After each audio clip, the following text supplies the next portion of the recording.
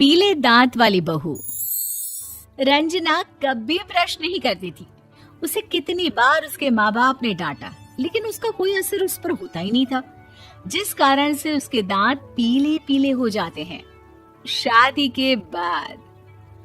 अरे बहू, वैसे तो तुझ में कोई कमी नहीं है, पर तेरे दांत इतने पीले कैसे हैं बेटा?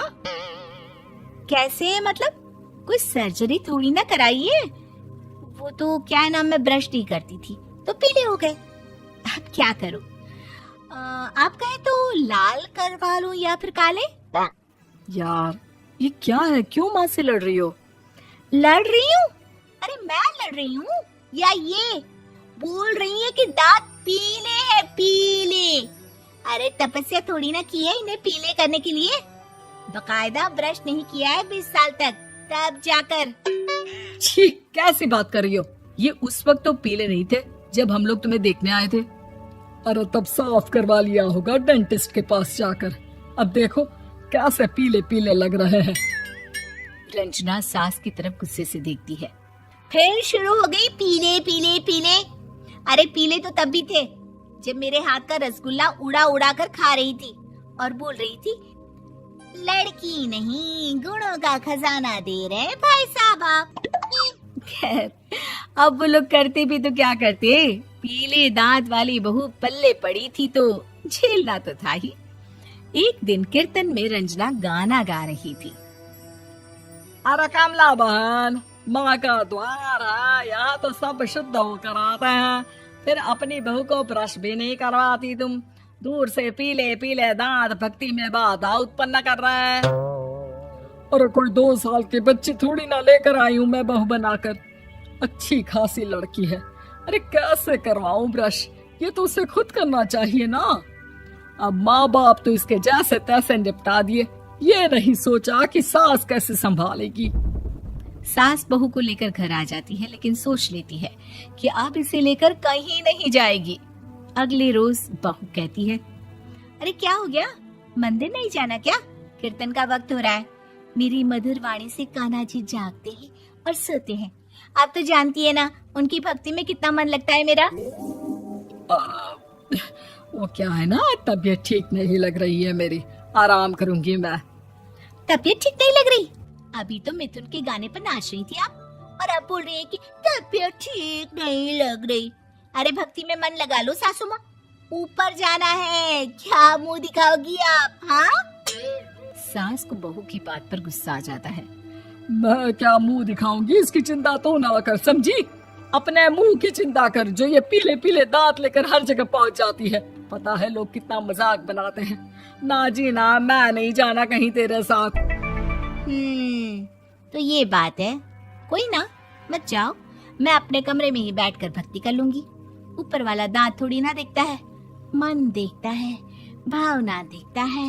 और अरे बस बस, तू सब कुछ दिखा, बस ये सफेद चमकदार दांत ना दिखाना किसी को, है? जा यहाँ से।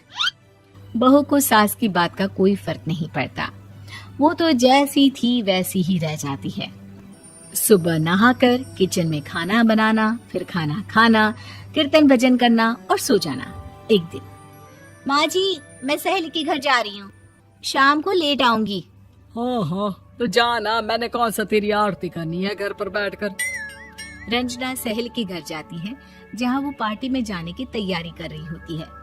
अरे शिखा, कहाँ जाने की तैयारी कर रही है? मैं गलत वक्त पर आ गई क्या?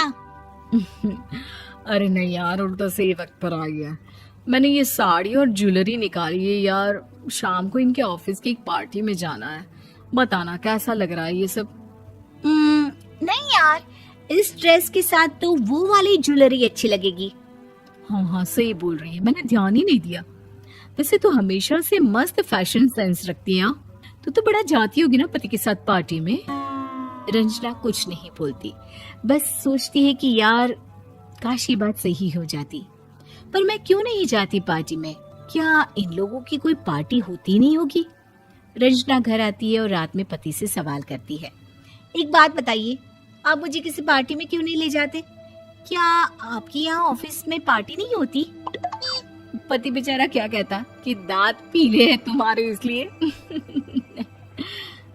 अरे कोई पार्टी होती नहीं हम लोगों के ऑफिस में, तो कहाँ से लेकर जाऊं? और मार्केट, मॉल, कहीं वीकेंड घूमना, कहीं तो। अरे यार, सारे हफ्ते में एक छुट्टी मिलती है, तो सोचता हूँ कि आराम ही कर लूं। क्यों? रंजना मन मार के रह जाती है। पहले कभी सास के साथ मंदिर जाया करती थी, लेकिन वो भी सास ने ले जाना बंद कर दिया। घर बैठी बैठी रंजना बोर हो जाती है। तभी उसे आइडिया आता है और वो मायके जाने का सोचती है। सासू माँ, 2 दिनों के लिए मम्मी के घर जा रही हूँ। अच्छा ठीक है, आराम से जा। और हाँ, माँ से कुछ अच्छी आदत सीख कर आना कि कैसे शरीर के हर भाग की तरह दांतों की सफाई भी जरूरी होती है, समझी? शुरू हो गई ना आप। वो लोग आपकी तरह नहीं है कि छोटी छोटी बात का बतंगड़ बना दे। उन लोगों के लिए मैं मायने रखती हूँ, ना कि मेरे पीले पीले दांत। रंजना माँ को बिना बताए उन लोगों को सरप्राइज देती है, लेकिन जैसे ही वो दरवाजे पर पहुंचती है, अंदर देखती है कि घर वाले कहीं जा रहे होते हैं। अब माँ, काश रंजना दीदी के दांतों वाली प्रॉब्लम नहीं होती, तो वो भी हम लोगों के साथ चलती ना बुआ जी की बेटी की शादी में। हाँ बेटा, लेकिन अब उसे कौन समझाए कि उसको उसके पीले दांत नहीं दिखते, लेकिन उसके आसपास के लोगों को कितना एम्बैरेसिंग फील कराते हैं। मुझे तो कितनी बार उसके स्कूल की टीचर ने शिकायत की कि उसके साथ कोई लड़की बैठना भी नहीं चाहती, और ना ही कॉलेज में कोई उससे बात करना चाहता था। लेकिन पता नहीं क्यों उसे ये बात समझ में ही नहीं आती। कोई कमी नहीं है उस लड़की में, बस यही कि दांत पीले हैं। वो तो भला हो जीजा जी और उनकी माँ का, जो दीदी को जैसी है वैसे ही रखा हुआ है। रंजना को अपने घर वालों की बात सुनकर बहुत दुख होता है। वो सोचती है कि वो क्या करे, लेकिन फिर वो सीधा डेंटिस्ट के पास जाती है, अपने दांत चमकाती है और कसम खाती है कि वो रोज ब्रश करेगी। अरे क्या हो गया? तुम तो 2 दिनों के लिए गई थी ना, पर कोई ना, अच्छा है, चलो आ गई तो। रंजना सास के सामने आकर खड़ी हो जाती है और पूरी स्माइल करती है, उसके चमकदार दांतों को दिखाती हुई। हैं? चले मंदिर? माँ, मुझे माफ कर दीजिए, मैंने आप लोगों को बहुत एम्बैरेसिंग फील करवाया। मैं आज से रोज ब्रश करूंगी।